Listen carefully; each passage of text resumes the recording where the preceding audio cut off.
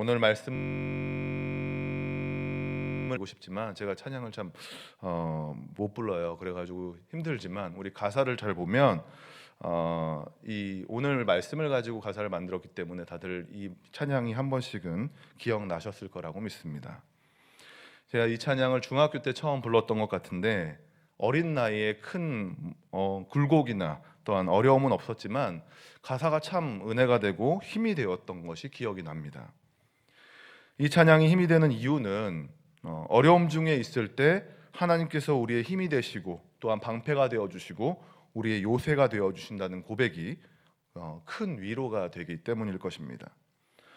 또한 시인의 상황들이 우리도 마주할 수 있게 되는 상황들이고 또한 그 상황 속에서 하나님을 바라볼 수 있도록 돕기 때문에 오늘의 말씀은 큰 힘과 위로가 되는 것입니다. 오늘 시편에서 시인은 두 번에 걸쳐 자신의 영혼에게 잠잠히 하나님만을 바라보라고 명령합니다.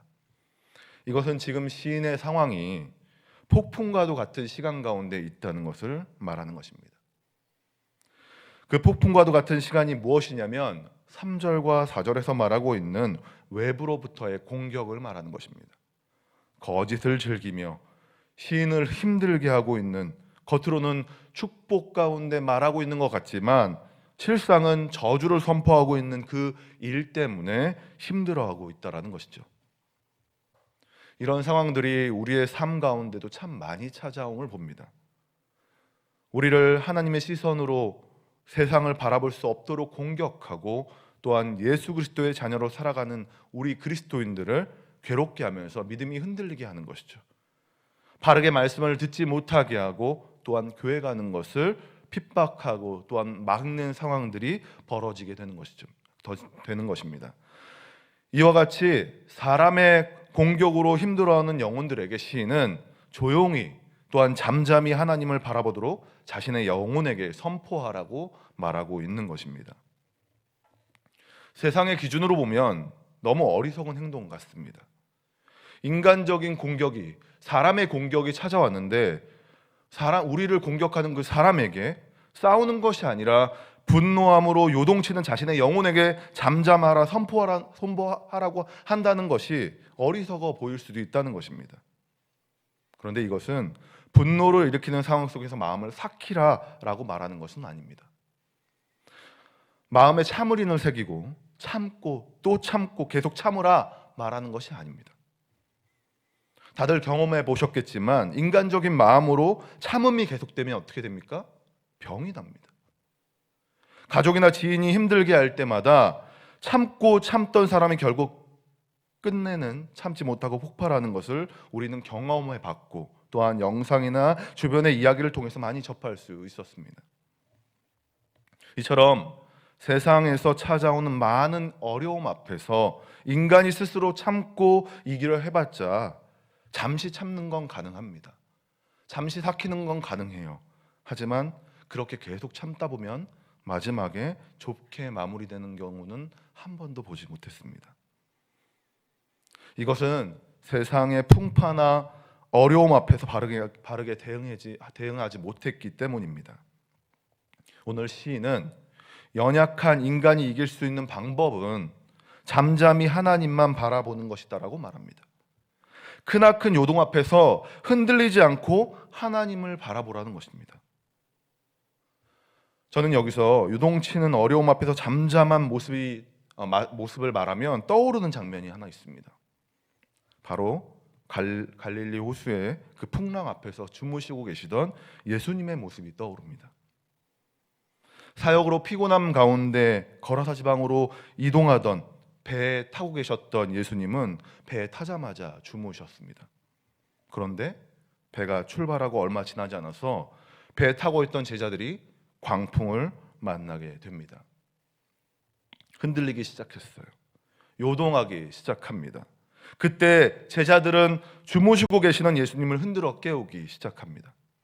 자신들이 죽을까 봐 예수님을 깨우는 것이죠. 그리고 예수님은 제자들의 부탁대로 파도를 잠잠하게 하시고 문제를 해결해 주셨습니다. 이 모습에서 우리는 잠잠히 하나님만 바라본다는 것이 어떤 것인지 알게 됩니다.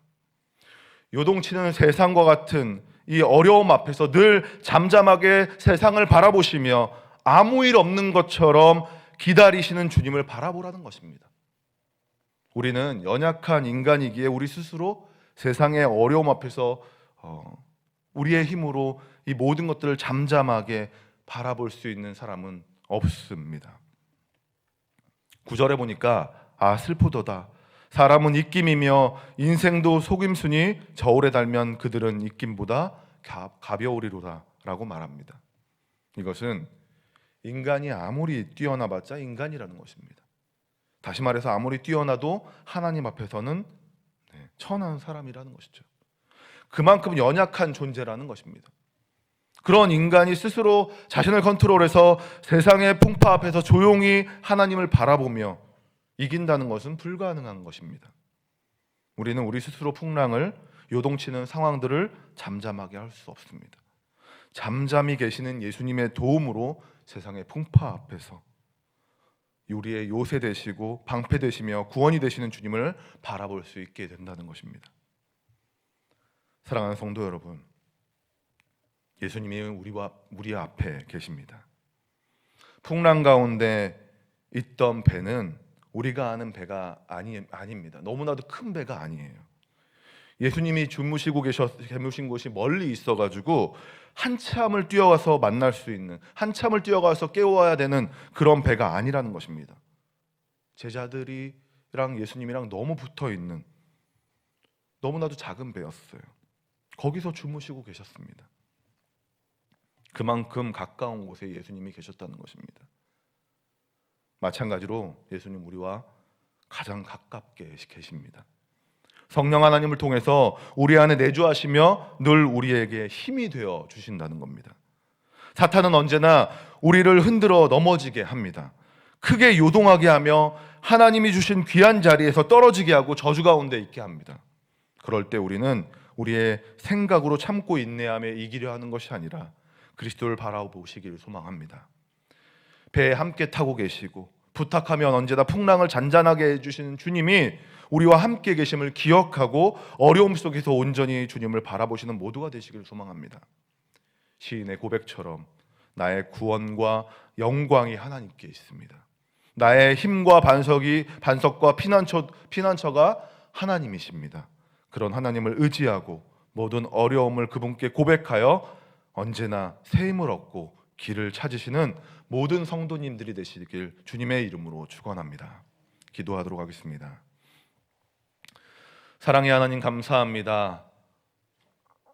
오늘 어려움 가운데 큰 요동 가운데 큰 광풍 가운데 우리가 서 있을 때마다 주님을 찾을 수 있도록 잠잠히 주님을 바라볼 수 있도록 인도해 주셔서 감사합니다. 주님, 우리가 흔들릴 때마다 나의 힘과 방패 되시며 요새 되시는 예수 그리스도를 바라보며 우리가 앞으로 나아갈 수 있도록 인도하여 주시옵소서.